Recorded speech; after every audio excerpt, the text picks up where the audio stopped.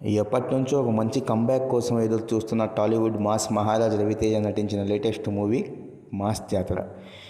మరి కొద్ది గంటల్లో బాహుబలికి రెస్పెక్ట్ ఇస్తూ మార్నింగ్ మ్యాట్నీ షోని క్యాన్సిల్ చేసుకొని డైరెక్ట్గా ప్రీమియర్ షోస్ రూపంలో ఈవినింగ్ 6 నుంచి మన ముందుకు రాబోతుంది.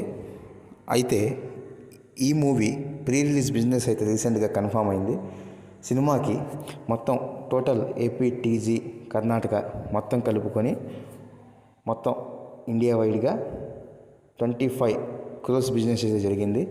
అదేవిధంగా ఓవర్సీస్లో మరో 5 crores బిజినెస్ అయితే జరిగింది. టోటల్గా 30 crores బిజినెస్ సినిమా అయితే రాబోతుంది.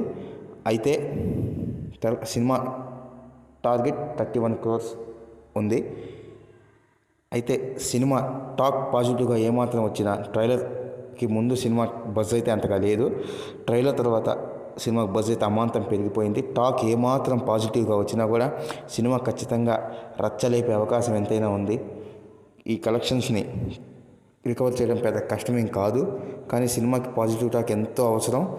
సినిమాకి సాంగ్స్ కూడా కొన్ని ట్రోల్స్కి గురవటం ఇవన్నీ కూడా ఒక కారణం. సో ఖచ్చితంగా సినిమాకి పాజిటివ్ టాక్ అయితే కావాలి. మా ఛానల్ సబ్స్క్రైబ్ చేయండి. అదేవిధంగా కింద లింక్ ఇచ్చాను, దాన్ని క్లిక్ చేసి చూడండి.